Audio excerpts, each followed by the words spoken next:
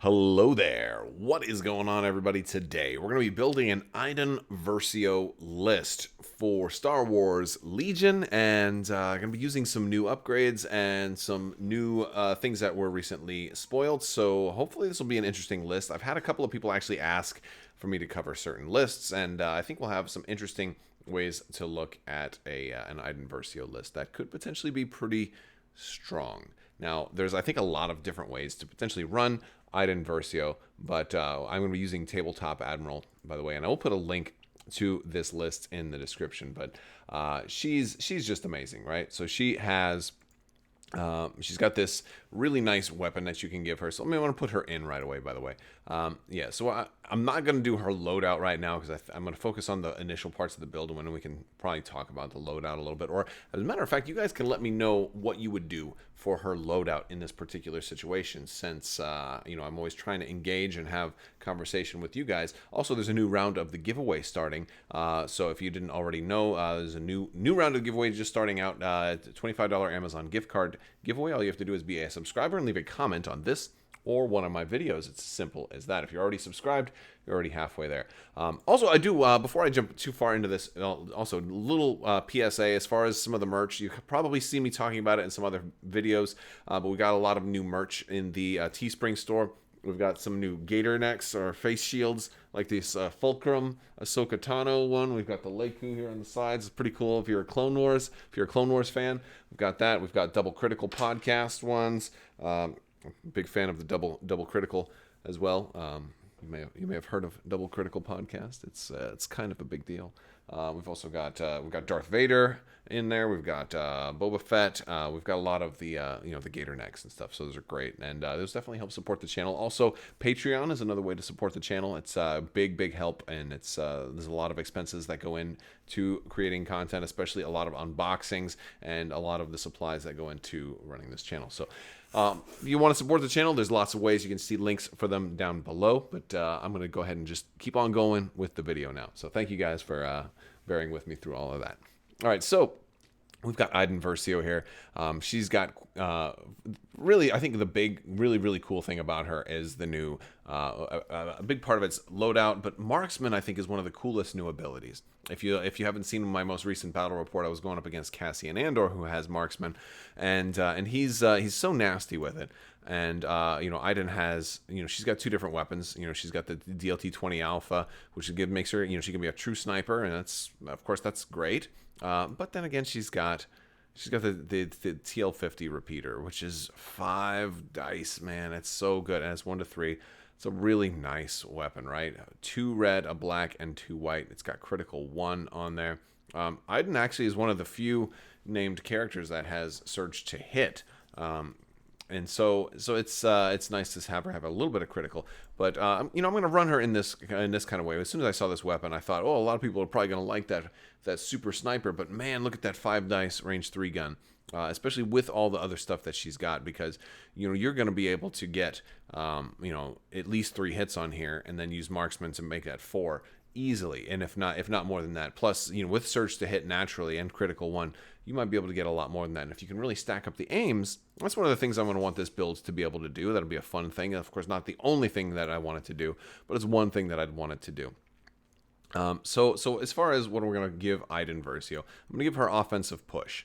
Offensive push it's a one-time aim after she moves, and I get that it's only one time, but we're going to have a lot of stuff in here to let her recover. She's got a command card that lets her recover. She'll be able to use this multiple times in a game. It's going to be really good on her. I'm also, for her second training, I'm going to give her the new situational awareness. Since she has quick thinking, and it's a card I will like to use if I can, I think she's going to find herself in positions where that dodge is actually going to be really helpful for her. She's got the red defense die, but if somebody who's got Pierce or something like that gets a shot through, we're going to be able to cancel that with a dodge token if we need to. So I think situational awareness is going to be a pretty cool option, and it's only 2 points. So if it ends up not working out that great, hey, we only spent 2 points on it. It's not that bad.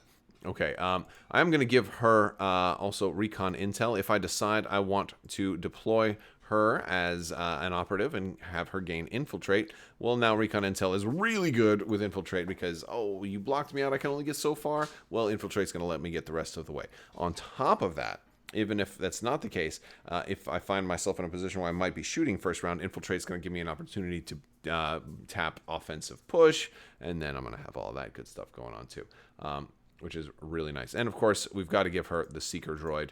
I could also add some other things like maybe HQ Uplink or something like that, but or Comms Jammer even, but I'm not going to do that in this one. I'm just going to leave the comm slot empty for right now because we're going to be putting a lot of stuff in here. I'm going to be putting some expensive unit.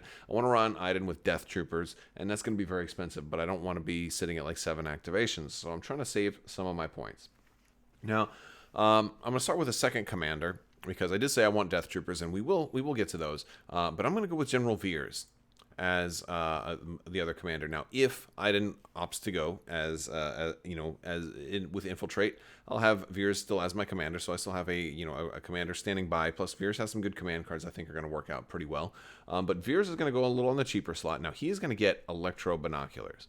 Electro Binoculars are going to stack with his Spotter 2, so he's going to have Spotter 3. So now he can take an action and hand out 3 aim tokens. So if I can keep him close to Death Troopers and or Iden, that's going to be really, really cool. It's not necessarily a must-have because Spotter 2 is fine, but if I can get 3 aim tokens out there, it's going to be really, really cool. So I've always wanted to do that, and I've never actually run Electro Binoculars on Veers, and so this is my opportunity to actually give that a shot. All right, so next up it's time for some core. We're going to go with Shoretroopers. I'm going to add 2 of those, and I'm going to add 2 mortars. It's going to give me 4 core right away. Shore with mortars ends up, mortars are a cheap way to get some extra activations in there, and I really, really do like the mortars, especially in this type of list. In my last prime, I was really focusing on mortars. Actually, it was my 2 primes ago. Anyway, I really focused on mortars as a fire support option, especially with units that have a lot access to aims. They're going to work well with Iden Versio. They're going to work really well with Death Troopers because they get so many extra rerolls per aim token. If they can get extra aim tokens through Veers and all that other stuff, we can end up with phenomenal dice pools. And so that's kind of what I'm kind of hoping that these mortars are going to do for me. And if not, I can just use them as regular activations. There's nothing wrong with that. They're suppressive as well, right? The mortars already have that critical 1 suppressive. They're already pretty decent. I mean, honestly, they got Sentinel built into them too. Like, they're actually a pretty solid unit. But the Shoretroopers, we're going to do some fun new stuff with the Shoretroopers. So the Shoretroopers are going to be pretty basic. I'm going to give one of them the T-21B. T-21B is just a phenomenally good heavy weapon. It's range 1 to 4, 4 dice, and critical 1. That's just great. You're probably issuing this in order, so you'll be able to have you'll be able to have the aim token already. So the Shoretroopers always do really good. They've been popular for a long time. Now, usually in previous builds, what I would do at this point is I would add a personnel, and I would make that the comms technician. And then add HQ Uplink because I have to take comms. HQ Uplink would let me then pass the order to my Shoretrooper, which is cool, right? But now there's a new option because the other Shoretrooper I'm going to give Gideon Hask. Gideon Hask is going to do some really nasty things here. All right, so first off, let's take a look at Hask. He's got a range 1 to 3 weapon. Now, he does not have the range 1 to 4 weapon, so this is going to be a 1 to 3 range Shoretrooper. So this is going to be the one that's maybe slightly farther forward, but he's also going to have 2 health, so you're going to have you're going to have more staying power. He's also going to be your leader. He's also going to increase your courage value by 1, so you're not going to be suppressed quite so easily, which is really cool. All right, so I dig all of that, but you gain you gain coordinate trooper, coordinate for core trooper. All right, first off, you already have coordinate for emplacement trooper, so now you're also gaining coordinate for trooper. So now, until they change the way that this is ruled, it looks to me like you're going to have 2 coordinate abilities. So once you're issued an order, you're going to be able to do 2 things. You're going to be able to also issue an order to your mortar trooper. Then you're going to be able to issue an order to the other Shoretrooper. And then that Shoretrooper is then going to be able to issue an order to its mortar. So you're going to, for a single order here, you're going to be able to issue orders to all of those Shoretroopers and mortars. So that's pretty awesome. Pretty awesome. And so that's why I didn't feel like HQ Uplink was as important here, because for just 1, I can get so many. And that's going to be really, really cool. Okay. So that's what we got for the Shoretroopers. I liked it. And if you want to change some things around, maybe give Gideon Hask HQ uplink, like that makes sense. This way you can, on the turns that you can't, like when you play a 1-pip, you can still do that and give all 4 out. That's perfectly fine. I didn't opt to go that way. So with that, I'm adding another naked Stormtrooper unit, and this one's just for activations. This is going to be the one that just kind of goes after objectives, right? Now, for the rest of the points, it's all going to be Special Forces. We're going to go with Death Troopers, all right? Imperial Death Trooper unit, we're going to come down here. We are going to duplicate, so we're going to have 2, I'm going to run 2 Death Troopers. I'm going to run 2 units of Death Troopers, and they are each going to have... well, here, let me back up.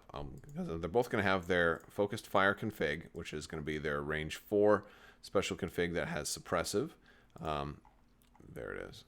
So they're going to start with that. So I've got range 4 on them, also suppressive. They already have. Look, Death Troopers are going to work great with Iden Versio in this list because precise 2. So if they get those aims, they're going to be able to reroll 2 additional dice. And so if I can get that fire support from those mortars on with the Death Troopers, it's going to be a thing of absolute beauty. That much is great. They have the standby. They get the free standby. That's cool as well. I don't like to use Death Troopers in a standby mode all that often though. It's just not really my thing. And then they have they have ready for that, so that's okay. But they've got their surge. They've got surge to hit and surge for defense with red defense dice, so they're pretty survivable, which is kind of cool.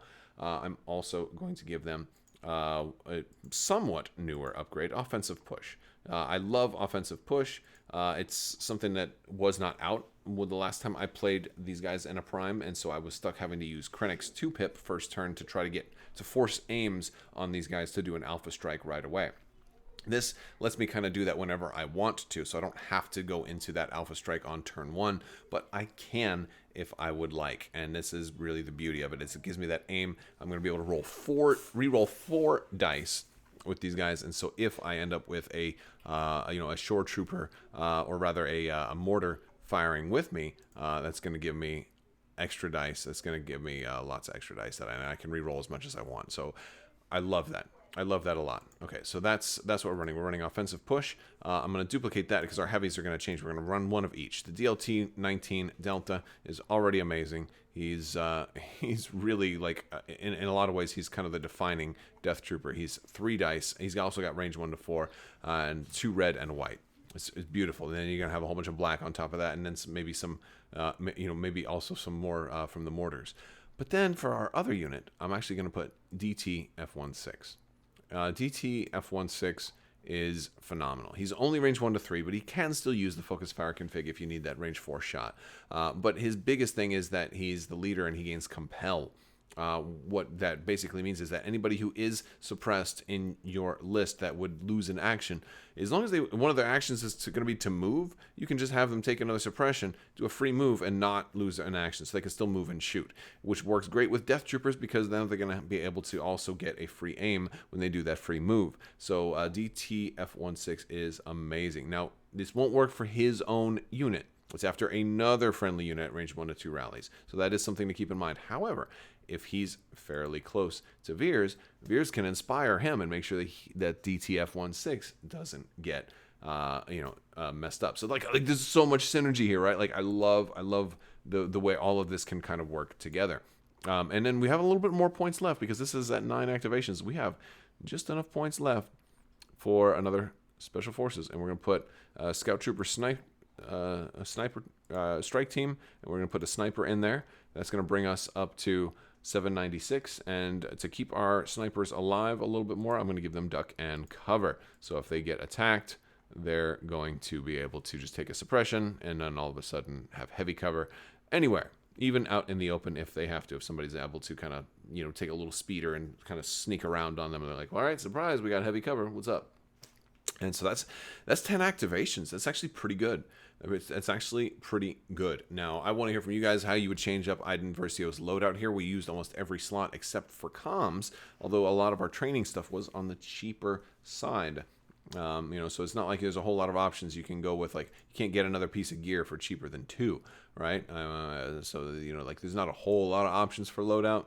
I guess you could probably consider swapping out offensive push for something like tenacity, but I wouldn't do that. Probably wouldn't do duck and cover either. Might consider hunter. You know, I think hunter's a very, very good option for Iden Versio, but I like offensive push better because it lets me choose as opposed to having to only work against certain targets. Now, here's how it lets me choose, because we're going to go into command cards right now. And we're going to pick our command cards, because this is going to be very interesting on this one. I'm going to start off with the 1 pips, and we are going to use Pulse Scan. Of course, this gives Iden Sharpshooter 2 and an aim token. So first off, aim, awesome, awesome, awesome. And at the end of her activation, she gains a dodge and a standby. And so this is one of those extra reasons why it's good for her to have potentially that situational awareness, because she's getting a dodge token. Okay, so Pulse Scan is good, but the standby is really, the standby is really what makes that amazing. But the dodge token is good too, and Sharpshooter 2 is good too, and the free aim token is really good too, and it's also 1 pip. And then I will go ahead and go with maximum firepower for Veers. It's a cool attack to be able to have. It's a good first turn play if they've got, you know, somebody, if they got a sniper out of position or something like that. It's a fun card to play too. You could easily swap this one out for ambush, or even in some cases, I think we're getting close to the days when we might see covert observation make some actual play. Like when you have people running, like, you know, 3 or 4 named characters. It's a possibility. It is a possibility. I won't do that today, but yeah. But I'm gonna go with maximum firepower in this one. But I could see it definitely. I could see definitely going with ambush if you wanted to possibly say, you know what, I want to give it to my troopers instead of Veers. Like, I think that's a viable option as well. But I'm going with Veers for this one because it's for fun. All right. So for our 2 pips, we've got push, which isn't bad. We've got evasive maneuvers, which doesn't work in this list. We have pinned down, which doesn't work in this list. So which leaves us with our last 2. Concussive blast, which is for Iden. That's not bad. Here's what's great about this one. Look, the 5-die ranged attack that's cool. It's got blast and scatter and suppressive. Like, it's a cool attack. I don't usually plan to get into range 2 that often, but if I am, this makes for a great card. But it lets her recover.